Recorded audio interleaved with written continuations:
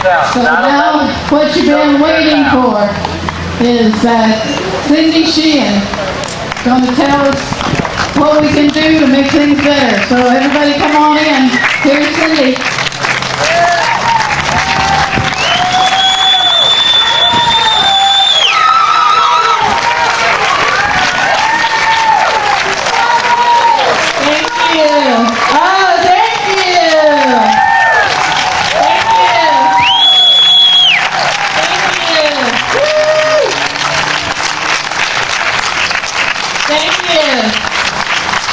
Right after I speak, I'll be hula hooping over there.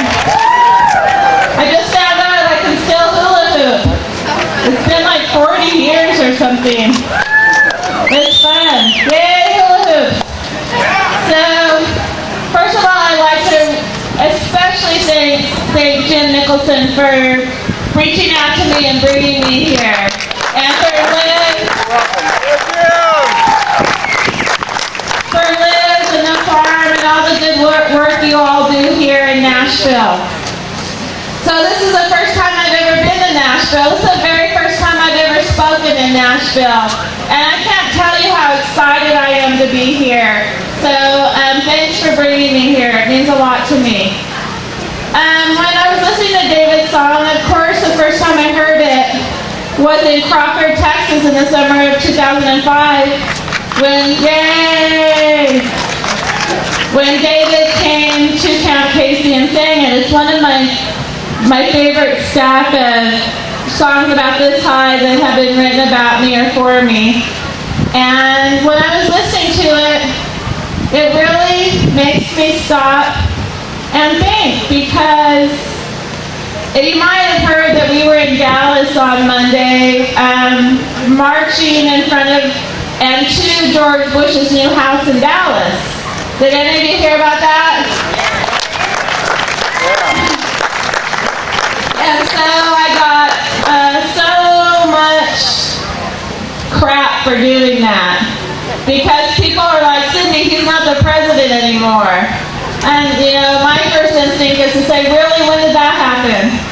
Of course I know he's not president anymore, but what I do know is that he and his policies and his administration killed my son. And over 1 million other people have died because of what George Bush did. What gives him the right to retire peacefully to Dallas, Texas?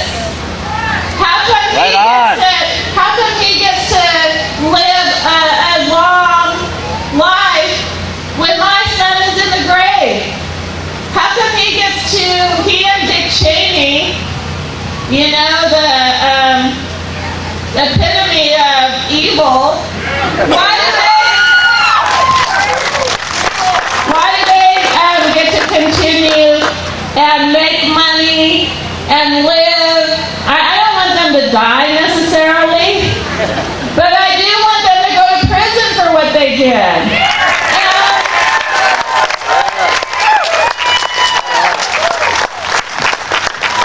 Once they get to prison, I don't care what they do,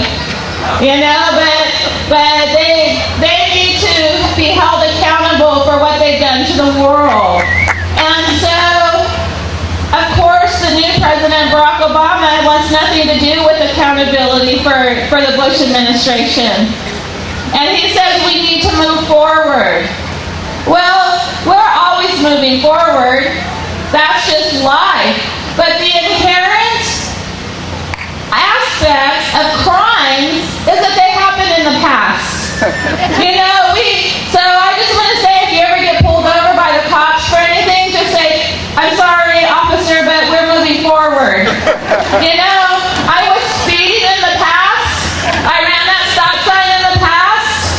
So, you don't even have to bother writing me a ticket, because I don't know if you heard, but we're moving forward now.